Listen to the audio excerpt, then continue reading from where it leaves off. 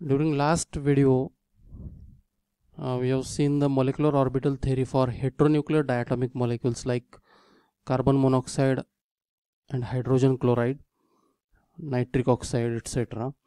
Now, this video lecture, from this video lecture onwards, we are going to discuss the molecular orbital theory for polyatomic molecules or polyatomic species like beryllium dihydride, water, H3, H3 plus, H3 and H3 plus. These are the hypothetical molecules or species.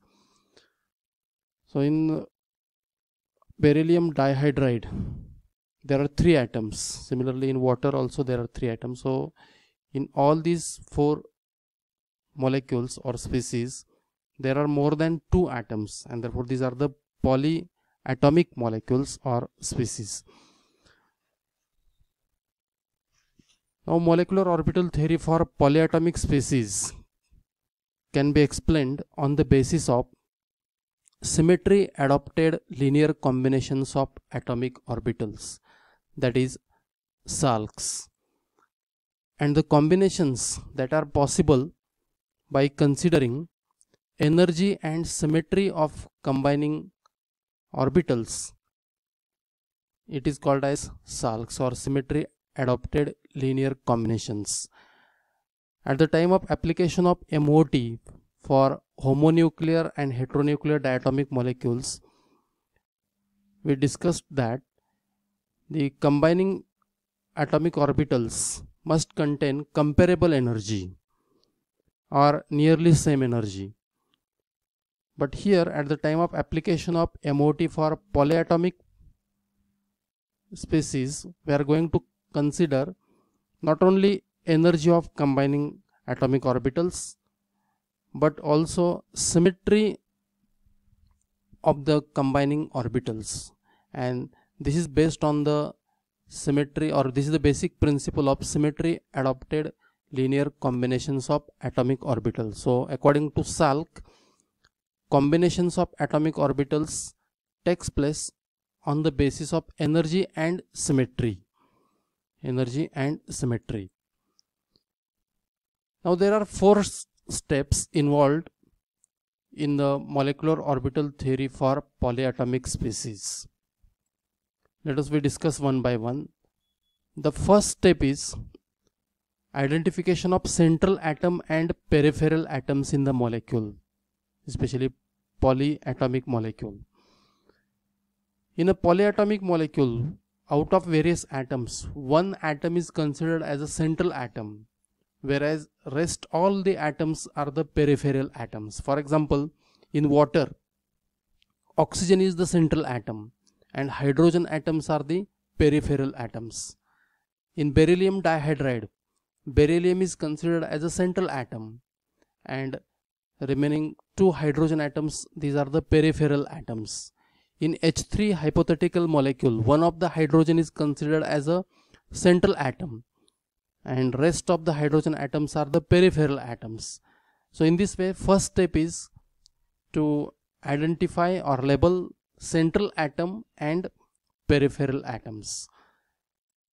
Now the second step is the formation of group orbitals. Actually, these group orbitals are formed from the atomic orbitals of peripheral atoms. Now here peripheral atoms contribute suitable atomic orbitals, and first of all these atomic orbitals combine with each other according to linear combination of atomic orbitals principle, and there is a formation of group orbitals. So step second is the formation of group orbitals, and here you keep in mind group orbitals are formed from the atomic orbitals of peripheral atoms. Now in the formation of group orbitals, central atom plays no any role, or central atom, it is not contributing any orbitals for the formation of group orbitals. Only peripheral atoms contribute the orbitals. They combine either by in phase combination or out of phase combination, and there is a formation of group orbitals. Now the third step, step number 3 is to find out the matching atomic orbitals of central atom with the group orbitals. Now after the formation of group orbitals from peripheral atomic orbitals, there is a need to match the suitable atomic orbitals of central atom with the group orbitals. And the last step, once group orbitals are formed and these group orbitals are matched with the atomic orbitals of central atom, then molecular orbitals are formed on the basis of symmetry adopted linear combination principle, that is by combining atomic orbitals of central atom with group orbitals of peripheral atoms. And at the time of this combination, according to Salk, the algebraic signs of combining atoms are considered, and this point we are going to discuss in detail in the next slides.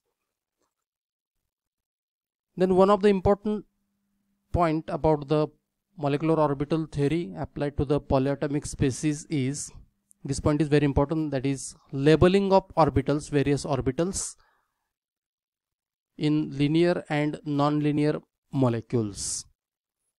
So orbitals, especially molecular orbitals, are labeled using various symbols, and which are these labels that we are going to discuss. So molecular orbitals are labeled on the basis of energy and symmetry.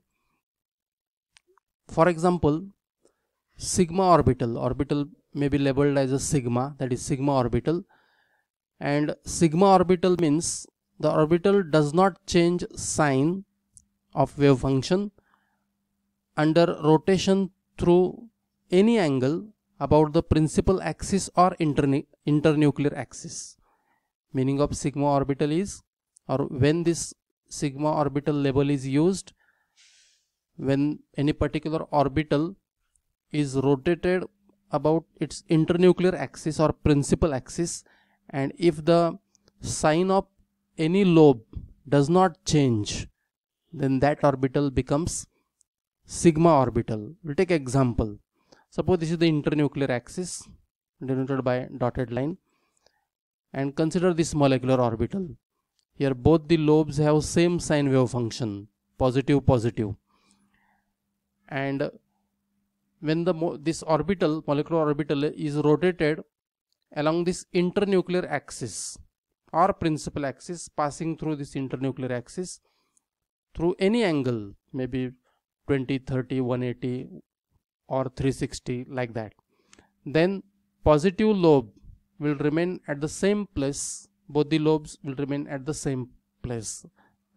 There is no change in sign of wave function, there is no exchange in sign of wave function.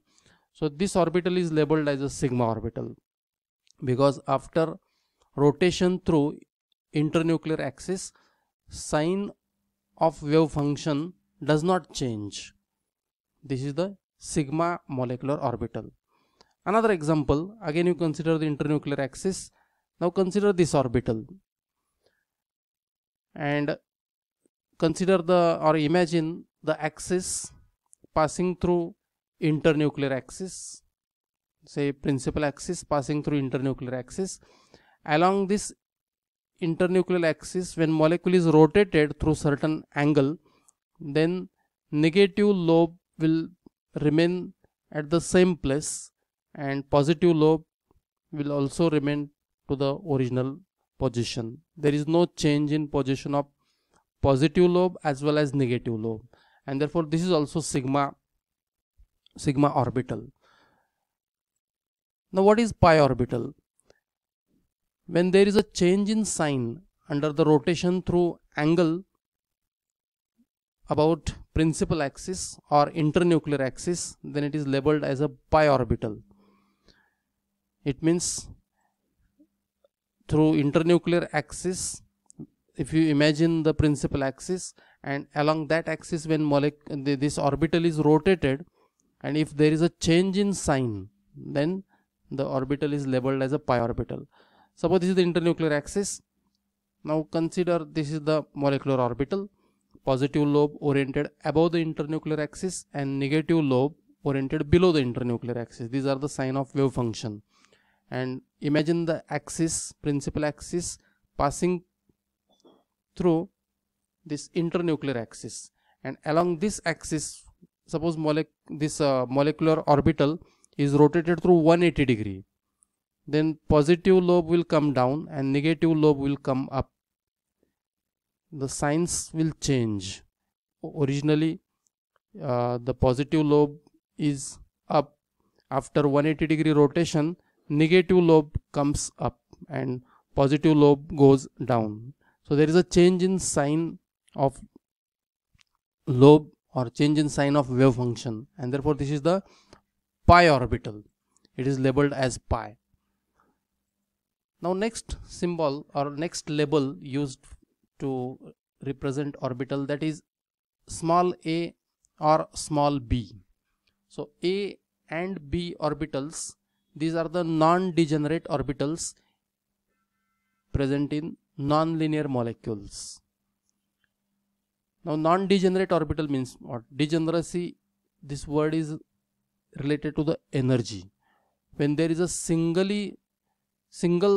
orbital present at a particular energy level, that orbital is called as non-degenerate orbital. For example, 1s orbital, it is non-degenerate orbital because only one orbital is present at that particular energy level. 3p orbitals are a set of 3 orbitals having same energy, that is there are 3 degenerate orbitals like that. So non-degenerate orbital in a non-linear molecule, it is labeled as A or B. Now what is A orbitals? Doubly degenerate orbitals in non-linear molecules, these are labeled as E orbitals. It means when there are 2 orbitals oriented at the same energy level or present at the same energy level, then small e label is used to represent these orbitals. It is doubly degenerate orbital. Similarly, small t, that is t orbital, that is triply degenerate orbital. Meaning of this is there are 3 orbitals having same energy. It is called as triply degenerate orbital in non-linear molecules. Now by symmetric calculation, some mathematical calculation,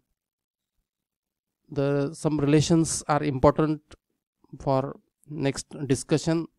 We are not going to discuss in detail about this, but you must know 1 sigma, label 1 sigma, meaning of this is A. 1 sigma, it is a non-degenerate orbital. 2 sigma and 3 sigma, these are the doubly degenerate orbitals, and it is equal to E. Now next 2 important labels are Girard orbitals, symbol is small g.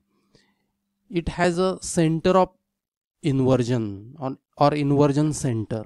When any particular orbital is having center of inversion, then it is labeled as G. For example, consider the internuclear axis and this is the orbital.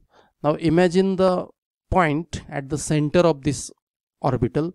With respect to this point, when the various parts of orbital are exchanged, then we get the same orbital. There is no change in sign. So with respect to central point, when the lobes are exchanged, there is no change in sign, and therefore this is the Girard orbital. So it is labeled as a sigma g. And last label, that is un-Girard orbital, represented by U, and meaning of this is when particular molecular orbital is not having center of inversion, then it is labeled as U. For example, suppose this is the internuclear axis and consider this orbital. Imagine the central point or point of inversion which is imagined at the center of these 2 lobes, and with respect to that point, when lobes are exchanged, the negative lobes goes to the right side, positive lobe goes to the left side, and this is the labeled as U.